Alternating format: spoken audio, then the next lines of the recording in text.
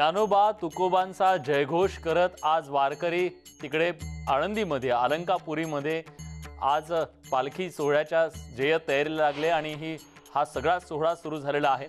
विठुरायाच्या भेटीसाठी दरवर्षी वारकरी आसुसलेले असतात, मात्र यावर्षी कोरोनाचं काहीसं सावट असल्यानं मोजक्याच वारकऱ्यांच्या उपस्थितीमध्ये आज आळंदीमधून माऊलींचा पालखी सोहळा प्रस्थान ठेवतोय।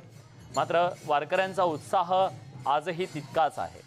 जिकडे आळंदीत संत ज्ञानेश्वर महाराजांच्या पालखी सोहळ्याचं प्रस्थान सुरू झालेलं आहे, विठुरायाचा जयघोष, टाळ मृदुंगाचा गजर या संपूर्ण बाबींनी हा संपूर्ण परिसर दुमदुमून गेलाय।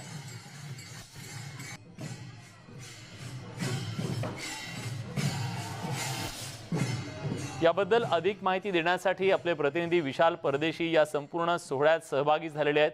आपल्याला संपूर्ण हा सोहळा तिथून आपल्यापर्यंत पोहोचवत आहेत।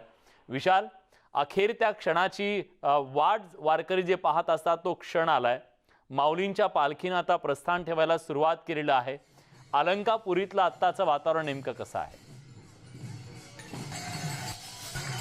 त्या क्षणाला टाळ मृदुंगाचा गजर बंद आहे, कारण याचं कारण असं आहे की सभा मंडपात माऊलींच्या पादुका आलेल्या आहेत आणि अशावेळी म्हणजे जी सूचना असते ते भजन कीर्तन बंद करण्याची सूचना असते। नियम, काही संकेत असतात या सगळ्या विधी दरम्यान। आणि याचविषयी बोलण्याकरता म्हणजे इथे म्हणजे ह्या सभा मंडपाच्या बाहेरचं जे आपण गेट बघतोय, द्वार बघतोय, इथे टाळ मृदुंग याचा गजर करण्याचा मान आप्पासाहेब वास्कर फडाला असतो। पहिली दिंडी म्हणजे 5000 वारकरी बांधव या दिंडीमध्ये सहभागी होतात पायीवारीमध्ये।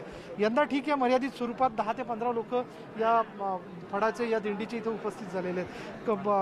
मला ऋषी महाराज वास्कर देखील या ठिकाणी आहेत, या फडाचे मालक। मला आपल्याला विचारायचं, मोठी परंपरा आहे की वैकुंठवासी हरिभक्त पारायण हैबत बाबा वारफळकर, शितोळे सरकार आणि त्यानंतर आप्पासाहेब वास्कर या 3 लोकांनी या दिंडी सोहळ्याची सुरुवात केलेली आहे।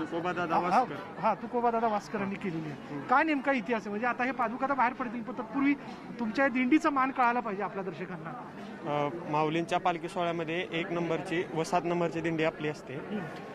जेव्हा सोहळा निघाला, म्हणजे ज्यावेळेस माऊलींचा वेगळा सोहळा काढण्याचा संकल्प हैबत बाबांनी सोडला, त्यावेळेस भजनासाठी बोलवायचं कोणाला, त्यावेळेस मल्लप्पा वास्कर आमचे मूळ वंशज, त्यांना हैबत बाबांनी भजनासाठी म्हणजे दिंडी म्हणल्यावर दिंडीसाठी संरक्षण त्या काळात लागत होतं। आता कसं संरक्षण नसलं तरी चालतं आता, पण त्या काळात यवनांचे आक्रमण व्हायचे, त्यासाठी शितोळे सरकारचं संरक्षण व भजनासाठी वास्कर महाराजांचा सहभाग हा महत्त्वाचा आहे। तेव्हापासून आपली ही 11वी पिढी आजपर्यंत आपण 1 नंबरची दिंडी चालवतो। म्हणजे शितोळे सरकारांच्या वतीने अश्व जे आहेत ते या सेवा म्हणून या पालखी सोहळ्याकरता दिले जातात आणि टाळ आणि मृदुंगाचा जो मान आहे तो आप्पासाहेब वास्कर फडाकडे। म्हणून ज्यावेळेस या पादुकांच्या अभिषेक तिथं पार पडत असतो, पूजा पार पडत असते, तेव्हा या सभा मंडपाच्या द्वारावर टाळ मृदुंग गजर करण्याचा, पावली खेळण्याचा मान फक्त आणि फक्त आप्पासाहेब वास्कर फडाला असतो। आणि या निमित्ताने म्हणजे इथे आल्यानंतर वारीच्या सगळ्या प्रवासात वारीचा हा इतिहास जाणून घेत असताना एक पैलू आपल्याला जाणून घेता येतात। बऱ्याच वेळेस काही गोष्टी लिखित असतात, पण लिखित असल्यानंतर त्यामध्ये काही गोष्टी राहून गेलेल्या असतात। म्हणून ज्यावेळेस आपण या वारकरी बांधवांमध्ये येतो त्यावेळेस माहितीत तर भर पडतेच, पण ज्ञानाचा हा प्रवाह आत्तापर्यंत इतिहासापासून वर्तमानापर्यंत कसा प्रवास करत आला याची देखील आपल्याला माहिती कळते। आणि आता आपण बघतोय सगळ्यांना अर्थात प्रतीक्षा आहे ती माऊलींच्या पादुका केव्हा बाहेर येतात आणि त्यानंतर प्रदक्षिणा जी आहे ती पार पडेल। एक अख्खं वर्तुळ जे आहे ते पूर्ण केलं जावं अशी जी एक भावना असते, कारण या निमित्ताने हे वर्तुळ म्हणजे एका बिंदूपासून सुरुवात करावी आणि एका बिंदूपर्यंत पोहोचावं, म्हणजे इथून निघावं आणि मी परमेश्वरापर्यंत पोहोचावं, त्याची ही सगळी प्रक्रिया आहे। यंदा हा सोहळा जो आहे ज्या पद्धतीने पार पडतोय, काय नेमक्या तुमच्या भावना? गतवर्षी आपल्या वारकऱ्यांना हा पालखी सोहळा याच्यामध्ये आनंद घेता आला नाही, मात्र यावर्षी किमान आमच्या 100-200 लोकांना जो प्रवेश मिळाला त्या वारकऱ्यांना आतमध्ये भजन कीर्तनाचा हा आनंद घेता आला। भला दरवर्षी आम्ही 5000 लोक एका वास्कर महाराजांच्या दिंडीमध्ये असायचो, पण किमान यावेळेस 10 लोक तरी आमच्या दिंडीतील सहभागी झाली आणि माऊलींचा हा पालखी सोहळा इथं आपण आज प्रस्थानाचा आनंद घेत आहोत। हा आनंद अतिशय छान आहे। या फडाला टाळ आणि मृदुंगाचा खरं तर मान आहे, पण यामध्ये आपण आपल्या बांधवांच्या देखील भावना जाणून घेऊ.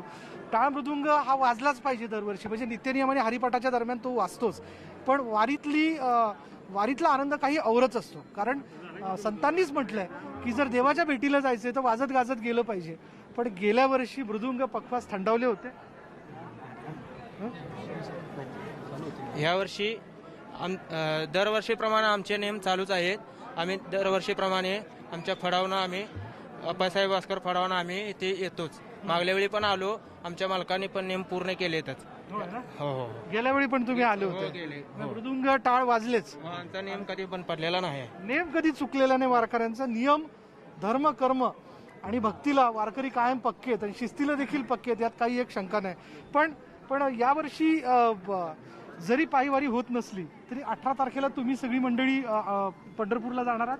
हो, ह्या पालखी सोहळ्याचे मालक इथे ऋषीराज भास्कर उपस्थित आहेत. जे नियमानुसार ह्या इथं माऊली आता ज्या दशमीला इथून प्रस्थान होईल त्या मालकांच्या मार्गदर्शनाखाली आम्ही दशमी किंवा त्याच्या अगोदर मालक तरी पालखी पादुका घेऊन दशमीला इथून प्रस्थान होतील, पण आम्ही सुद्धा वारकरी नवमी किंवा दशमी दिवशी पंढरपूरला प्रस्थान त्यांच्या मार्गदर्शनाखाली आम्ही इथून प्रस्थान होणार आहोत. होय ना? हो पण पुढलं वर्ष पायवारीचं झालं पाहिजे. हो माऊली आम्हाला आशा आहे व खात्री आहे की माऊलीच्या कृपेने हा रोग ह्या वर्षी इथून जाईल व पुढच्या वर्षी आम्हाला जो आधी सोहळा होत होता मोठ्या प्रमाणे तो सोहळा करता येईल असं माऊलीचरणी प्रार्थना करतो व आशा करतो. मग काय पांडुरंगाला काय सांगायचं इथून?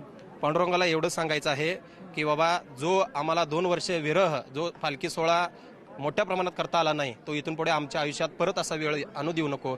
श्री गुरूंच्या चरणी व मी पांडुरंगाच्या चरणी एवढंच प्रार्थना करतो. प्रत्येकाची हीच भावना आहे. आजचा हा आनंद साजरा करत असताना हा आनंद मनामध्ये इतका भरून घ्यावा की गेलं वर्ष म्हणजे मन रीत होतं, यंदा देखील एखाद्या भांड्याप्रमाणे म्हणजे पालथं टाकलेल्या भांड्याप्रमाणे आमचं मन रीत राहिलं होतं. ते भरून घेऊयात आणि माऊलींच्या पादुकांची प्रतीक्षा करूयात. सगळ्यांनी शांतता पाळायची आहे, हीच भावना, या सगळ्या भावभावनांची गर्दी जी आहे ती या सभा मंडपाच्या अवतीभोवती आपल्याला बघायला मिळते. मी पुन्हा एकदा आपल्याला सगळ्यांना दाखवतो की आता थोड्याच वेळात म्हणजे साधारण आपण असं अपेक्षा करू 10 ते 15 मिनिटात माऊलींच्या पादुका ज्या आहेत त्या बाहेर पडतील. एक भावना या पाठीमागे अशी आहे की ज्ञानपीठ या स्थानाला असं म्हटलं जातं कारण ज्ञानराज इथे विसावलेले आहेत, त्यांची संजीवन समाधी इथे आहे. म्हणून ज्ञानपीठाकडनं योगपीठाकडे जाणं हा प्रवास जो आहे तो वारकऱ्यांचा या माध्यमातून होतो.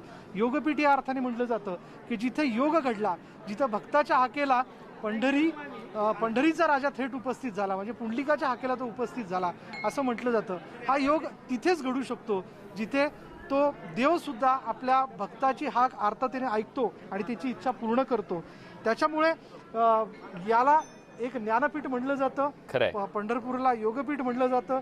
त्या योगपीठाला पदसिद्ध कुलगुरू म्हणून पंढरीरायाला म्हणलं जातं आणि तिथं आद्य कुलगुरू म्हणून पुंडलिकाला ओळखलं जातं. अशी ही सगळी भावना आहे आणि असा हा सगळा भक्तीचा प्रवाह आहे जो प्रतिकात्मक स्वरूपात का होईना यंदा पंढरपूरपर्यंत जाऊन पोहोचलाय आत्ताच या क्षणाला असं म्हणूयात. नक्कीच. तेव्हा इंद्रायणीच्या काठावरती आज भक्तीचा हा सागर आहे आणि या भक्तीच्या सागरात तुम्ही सगळेजण सहभागी झालेला आहात. एक छोटासा ब्रेक घेतोय. ब्रेक नंतर सुद्धा आपण या संपूर्ण सोहळ्यावर नजर ठेवून राहणार आहोत, तिथले अपडेट्स जाणून घेणार आहोत. कुठे जाऊ नका, पहा फक्त न्यूज 18 लोकमत.